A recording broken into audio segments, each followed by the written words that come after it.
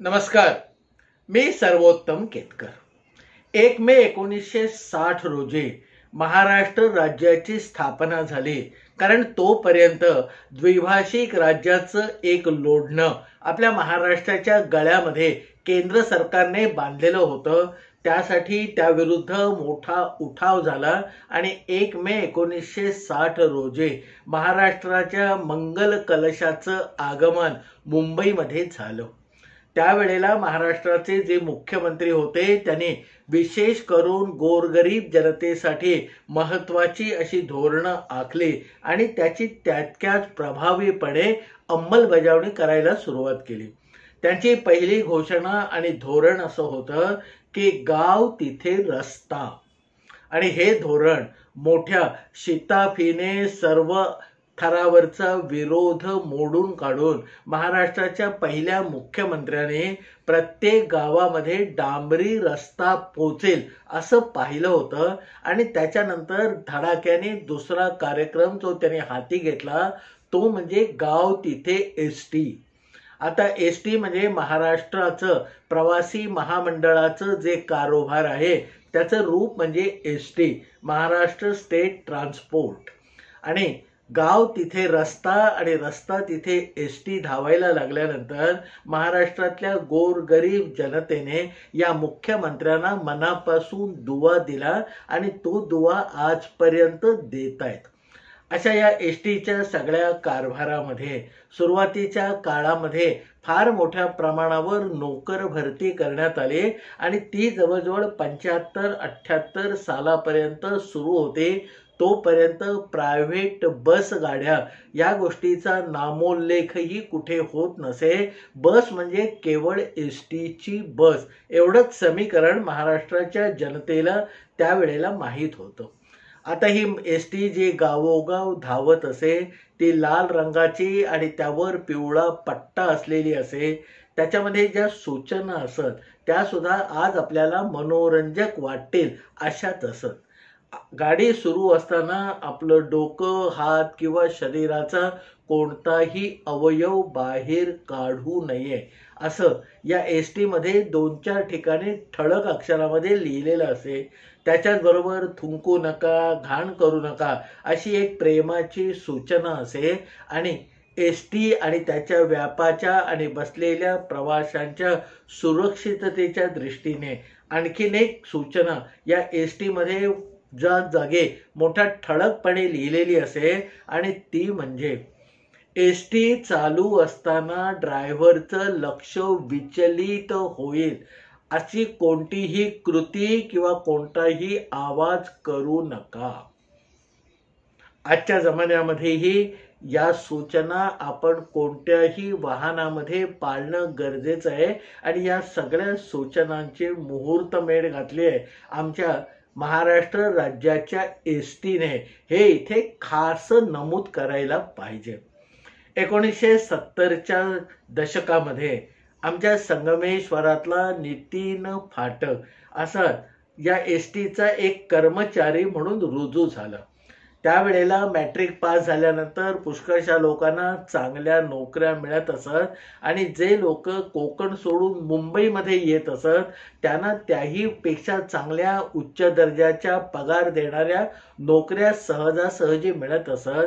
पण आपले म्हातारे आई वडील, 2 धाकट्या बहिणी आणि बाकी सगळ्या गावचा प्रपंच आपल्याला हाकायचा असल्यामुळे आमच्या या नितीन फाटकाने गावामध्येच राहून एसटी मध्ये असलेली मिळालेली नोकरी स्वीकारली आणि एसटी महामंडळाचा वाहक म्हणजे कंडक्टर म्हणून त्याने आपले कारकीर्द सुरू केली. एसटी महामंडळाच्या त्यावेळेच्या एका धोरणाप्रमाणे एसटी मधल्या प्रत्येक कर्मचाऱ्याला त्याच्या कुटुंबियांना प्रवास करण्यासाठी एसटी कडून एक मोफत पास दिला जात असे आणि त्या पासाला वेळेचं, काळाचं किंवा प्रवासाच्या अंतराचं कोणतंही बंधन नसायचं. गुलाबी रंगाचा तो पास प्रत्येक कर्मचाऱ्याला त्याचा प्रोबेशन पिरियड संपून तो एसटीच्या नोकरीमध्ये कायम झाला की हा पास देण्यात येत असे. त्या गुलाबी रंगाच्या पासवरती सगळ्यात पहिल्यांदा ठळकपणे त्या कर्मचाऱ्याचं नाव असे आणि मग त्याच्या कुटुंबातल्या त्याच्यावर अवलंबून असलेल्या व्यक्तींची नावं एकाखाली एक लिहिलेली असत आणि त्या व्यक्तींची या कर्मचाऱ्याचा जो नाते संबंध आहे तेवढाच फक्त पुढे नोंदवला जात असे. त्यामुळे आई, वडील, बहीण, भाऊ असा तो रकाने भरून एसटीचा पास तयार केला जायचा आणि तो त्या कर्मचाऱ्याच्या स्वाधीन केला जायचा. त्यावेळेला आजच्यासारखे फोटो आयडी, पॅन कार्ड, आधार कार्ड असं काही नसल्यामुळे जन्माचे दाखले सुद्धा अनेक लोकांच्या खिचगणतीत नसल्यामुळे त्यामध्ये केवळ कुटुंबातल्या माणसांची नावं एवढीच नोंद त्या पासावर केलेली असे. आता आमचा हा जो नितीन फाटक होता तो एसटी मध्ये वाहक म्हणून कामाला लागल्यानंतर रोज वेगवेगळे येणारे प्रवासी लोकांचे अनुभव गावातल्या लोकांना संध्याकाळी येऊन शिळोप्याच्या गप्पांच्या वेळेला सांगत असे. आता हा नितीन फाटक तसा चौकस माणूस होता. त्याला बोलण्याची, संवाद साधण्याची एक मुळातच आवड होती आणि कोकणी माणसामध्ये जो प्रेमळपणा किंवा गोडवा असतो तो तर याच्यामध्ये ठासून भरलेला होता. त्यामुळे प्रवासी आला, त्याला तिकीट दिलं, मग तू तुझ्या गावाला उतर असं काही या नितीन फाटकाचं कधी आपल्या प्रवाशांबरोबर झालं नाही. बऱ्याच वेळेला संगमेश्वरमध्ये चढणारे लोक त्याच्या लहानपणापासूनचे ओळखीचे असायचे. बऱ्याच वेळेला संगमेश्वरातून निघालेली ही गाडी रत्नागिरीपर्यंत जात असे आणि रत्नागिरीला तासभर विश्राम करून परत ती गाडी संध्याकाळी संगमेश्वर डेपोमध्ये येत असे आणि मग आमच्या नितीन फाटकाची नोकरी म्हणजे तो दिवस संपून जात असे. त्यावेळेला भारमान म्हणजे प्रवाशांची संख्या तशी मोजकीच होती. प्रत्येक वेळेला प्रत्येक एसटी मध्ये 10-20 जागा तर रिकाम्याच पडलेल्या असत. कारण चैनीसाठी प्रवास किंवा टुरिझम असं खूळ काही त्यावेळेला बोकाळलेलं नव्हतं. लोक प्रवास करत असत तो जेव्हा गरजेचा असे, तातडीचा असे तेव्हाच प्रवासाला लोक बाहेर पडत असत. त्यामुळे एसटीचं, त्याच्या कर्मचाऱ्यांचं आणि बाकी एकंदर महाराष्ट्राचं त्यावेळेला तसं बरं चाललेलं होतं.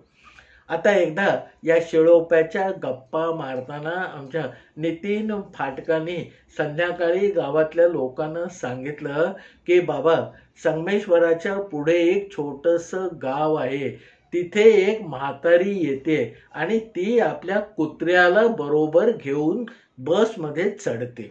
आता सुरुवातीला ते कुत्रं कधी आतमध्ये आलं आणि या म्हातारीच्या पायाशी गुपचूप येऊन बसलं ते त्या एसटीतल्या प्रवाशांच्या आणि वाहक म्हणून काम करणाऱ्या आमच्या या नितीन फाटकाच्या लक्षामध्ये सुद्धा आलं नाही.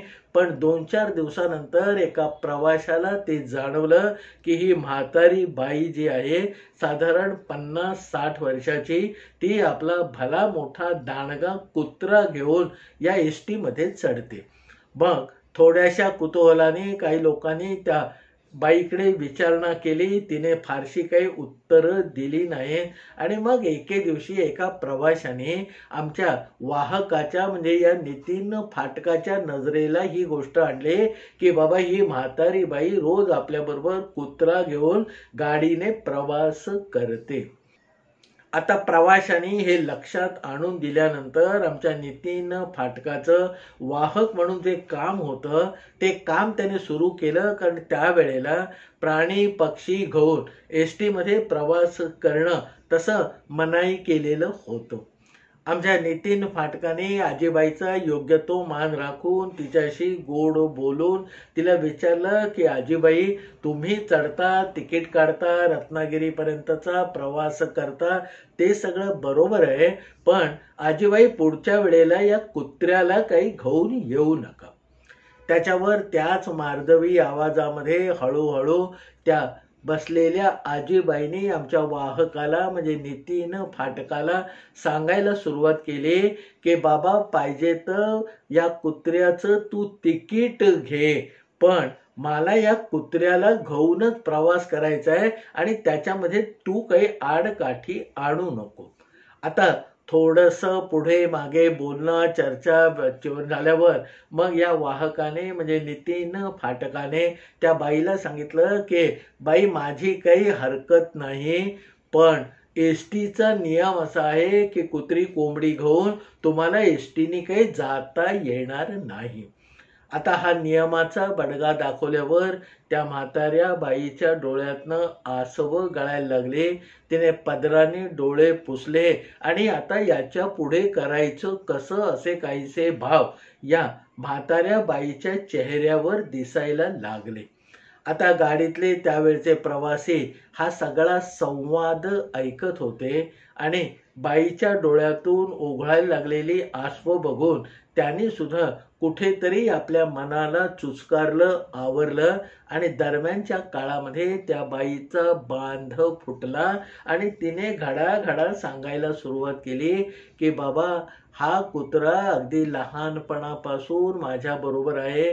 माझ्या घरचा हा कुत्रा पाळलेला आहे आणि मी घरी एकटीच असते. माझे दोन्ही मुलगे मुंबईला कामाला आहेत आणि मला कधी पेन्शन आणायला, कधी कागदपत्र गोळा करायला, कधी इतर कामासाठी रत्नागिरीला वारंवार जायला लागतं आणि माझ्या कुत्र्याला जर मी एकटा घरी ठेवला तर मग शाळेतली पोरं जाता येता त्याला दगड मारतात आणि गावातली इतर मोकाट कुत्री याच्या मागे लागतात, याला चावतात, चांगल्या जखमा करतात.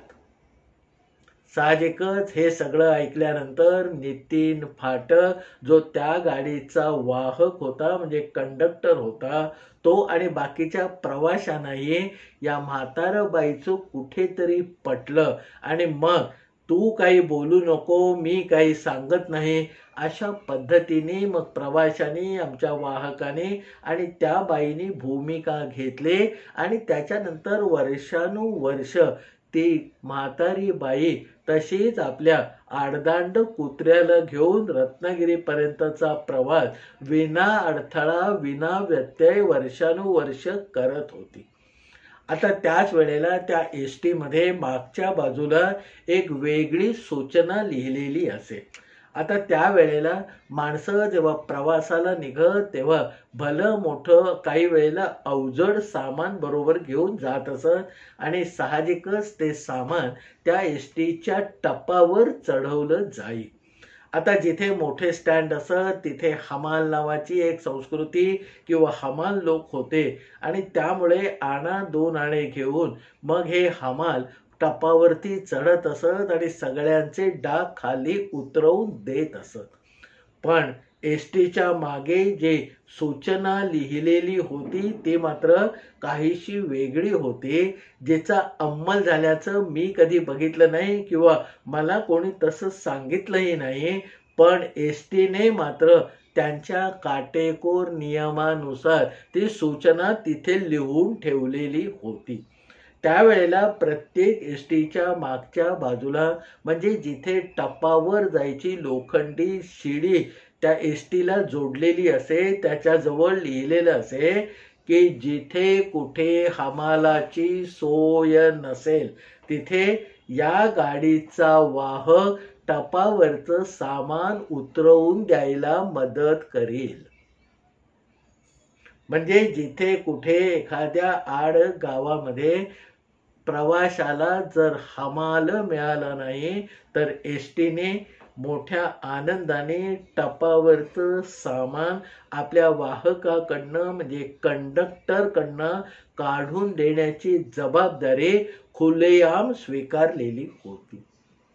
आता मगाशी जो एसटीचा पास याचा थोडासा संदर्भ किंवा माहिती मी आपल्याला कथेच्या ओघामध्ये सांगितली, तसाच एक गुलाबी रंगाचा पास आमच्या या नितीन फाटकाला मिळालेला होता आणि मग त्याचे आई वडील, दोन धाकट्या बहिणी होत्या, त्या त्यांना जेव्हा केव्हा जायचं असे तेव्हा कनवटीला तो पास लावत असत. एसटी मध्ये त्यांना पाहिजे तिथे बसत असत आणि त्या गाडीचा वाहक म्हणजे कंडक्टर तिकीट विचारायला आल्यावर त्याला तो पास दाखवत असत आणि मग तो वाहक तसाच मागे पडत असे.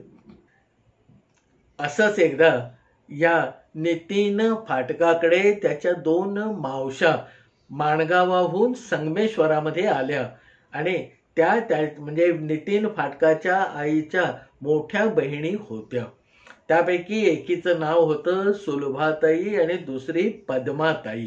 आता आलेल्या या मावशांचं जे काही आगत स्वागत करायचं ते घरातल्या सगळ्या मंडळींनी मनापासून आरंभलेलं होतं. बरं, त्यावेळेला माणगावसारख्या लांबून जर माणूस म्हणजे पाहुणा आला तर तो 10-12 दिवसाचा वेळ काढूनच येत असे. लगाबगा आलं आणि झगामगा गेलं असं त्यावेळेला म्हणजे 70-71च्या दरम्यान कोणी कोणाकडे जातही नसे आणि पटकन तिथून येतही नसे.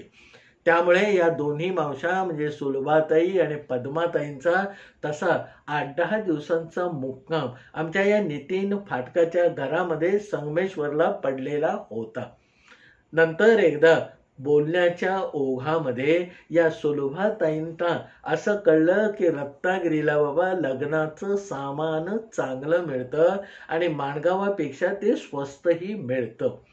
आता मग सुलभाताई आणि पद्माताई या जो 2 या नितीन फाटकाच्या मावशा होत्या त्यांनी दुसऱ्या दिवशी लगबगा आपल्याला रत्नागिरी गाठून लग्नाचं सामान घेऊन येऊया असं ठरवलं.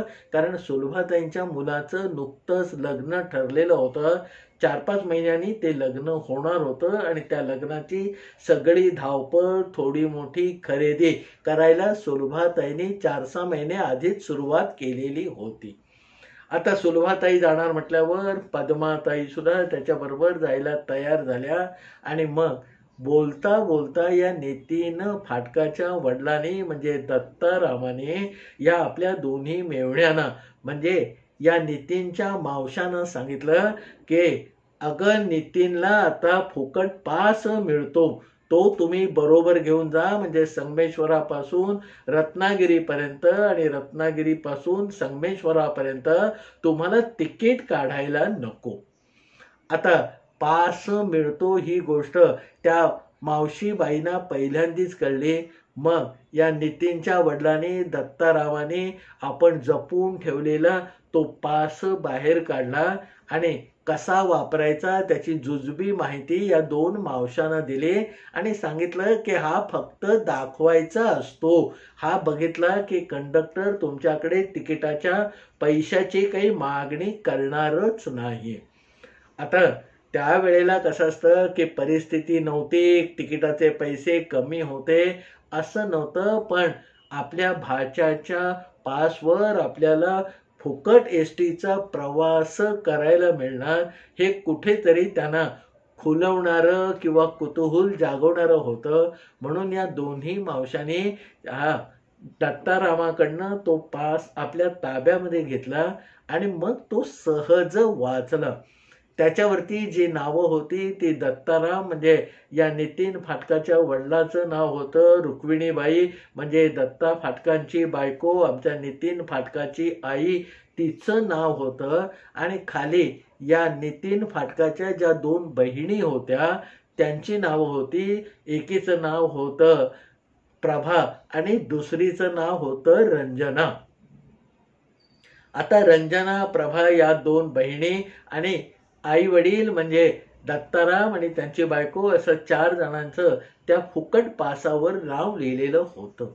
आता याच्यामध्ये आपलं नाव नाही किंवा ते लिहिता येईल का असं काहीतरी या 2 मावशांच्या मनामध्ये आलं आणि त्यांनी तशी विचारणा या दत्ताराम फाटकांकडे केली. तेव्हा ते म्हणाले याच्यावरती आपल्याला काही लिहिता येत नाही, जे काही लिहून देतं ते एसटीचे लोकच लिहून देतात, पण तुम्हाला अडचण कसली वाटतेय. त्यावर मग या 2 मावशांनी सांगितलं नाही की बाबा इथे रंजना आणि प्रभाचं नाव आहे पण आमचं दोघींचं नाव नाही आहे, मग आम्ही या फुकट पासवर कसा प्रवास करणार. त्यावर मग या दत्तारामांनी सांगितलं की हा पास फक्त दाखवा आणि तुम्हाला एवढी जर भीती वाटत असेल तर आपण आत्ताच ठरवून टाका की सुलभाताई तुम्ही रंजना व्हा आणि पद्माताई तुम्ही प्रभा व्हा. नाव तुमचं विचारलं तर सुलभा आणि पद्मा सांगू नका, एकीने सांगा रंजना आणि दुसरीने सांगा प्रभा. आता या गोष्टीमुळे या दोन्ही मावशांना हुश्य झालं आणि मग दोघींनी थोडा वेळ आपापसामध्ये उजळणी केली. त्या मी रंजना आणि तू प्रभा असं बऱ्याच वेळेला सुलभाताईने आपल्या धाकट्या बहिणीला म्हणजे त्यांच्याबरोबर आलेल्या पद्माला सांगितलं. दुसऱ्या दिवशी सकाळी घरातलं सगळं आवरून ठेवणीतले कपडे घालून आणि नितीन फाटकाचा एसटीचा पास आपल्या कडोसरीला लावून या दोन्ही बायका संगमेश्वराच्या स्टँडवर येऊन उभ्या राहिल्या. रत्नागिरी गाडी लागल्यावरती रत्नागिरी गाडीमध्ये त्या जाऊन बसल्या. बाकीचे प्रवासी बसले. 9:15च्या सुमारास ही एसटी आपली मार्गक्रमणा रत्नागिरीच्या दिशेने करायला लागली. आता त्यावेळेला जो वाहक होता तो सुद्धा रवी साबळे म्हणून होता आणि त्याची आणि आमच्या नितीन फाटकाची चांगली ओळख गट्टी मैत्री होती.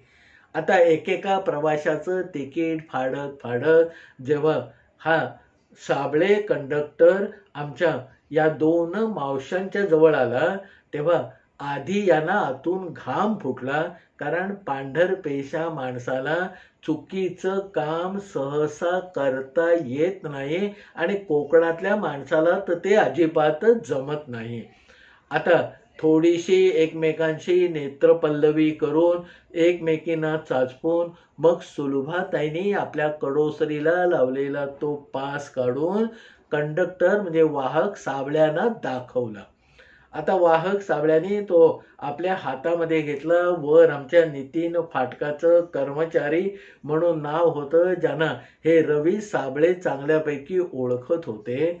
आता त्या दिवशी या साबळे कंडक्टरना काय गंमत करायची हुक्की आली ते कळेना आणि म्हणून त्याने तो पास हातामध्ये घेतला आणि या दोन मावशांकडे अंगुली निर्देश करून त्याने विचारलं की पास बरोबर आहे पण तुमची नावं काय.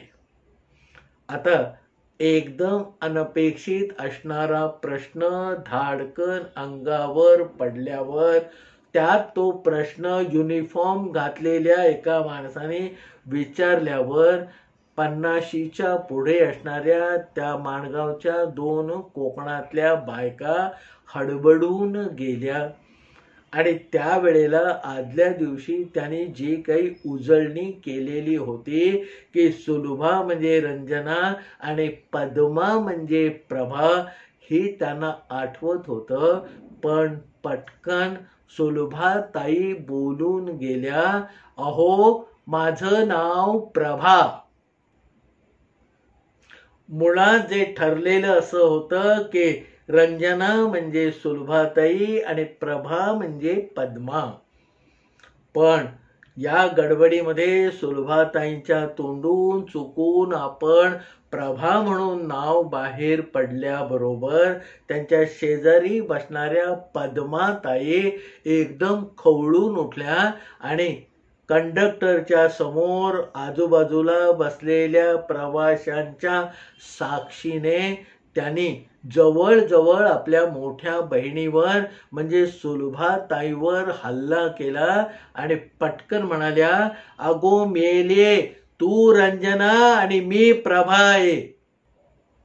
आता या सगळ्या गडबडीमध्ये गोंधळ झालेला आहे, पण आपल्या तोंडातून एकदा जे नाव गेलेलं आहे तेच आपण कायम ठेवलं पाहिजे असं कुठेतरी सुलभाताईंना वाटलं आणि मग त्यांनी डोळे मोठे करून दटावणीच्या स्वरामध्ये आपल्या धाकट्या बहिणीला म्हणजे आपल्या शेजारी बसलेल्या पद्माला ओरडून सांगितलं, अगो नाही, मी पद्मा आणि तू रंजना आहेस. लक्षात ठेव, मी पद्मा तू रंजना. आता या 250 उलटलेल्या बायकांचं आपापसात चालणारं ते भेदरलेपण सिद्ध करणारं बोलणं ऐकून साबळे कंडक्टरला हसू फुटलं आणि मग त्याने तो विषय जास्त न वाढवता तो पास घडी केला आणि राहू द्या मावशी म्हणून त्या सुलभाताईंच्या हातामध्ये दिला. प्रवाशांनी सुद्धा घटकाभर आपली चांगली करमणूक झाली अशी स्वतःची समजूत घेतली आणि तो एसटीचा रत्नागिरीच्या दिशेचा प्रवास पुढे सुरू झाला. 2-4 दिवसांनी जेव्हा या रवी साबळेची आमच्या नितीन फाटकाशी गाठ पडली तेव्हा त्याने हा सगळा प्रसंग रंगवून सांगितला आणि म्हणाला की बाबा, याच्या पुढे मावशा, आज्या, आत्या ज्यांना कोणाला पाठवशील त्यांना त्यांच्या हातावर त्यांची नावं लिहून दे. तोंडाने बोलायला काही सांगू नको, कारण कितीही पढवलं तरी इतकं खोटेपणाचं मोठं पाऊल कोकणातल्या माणसाला पटकन उचलता येणार नाही.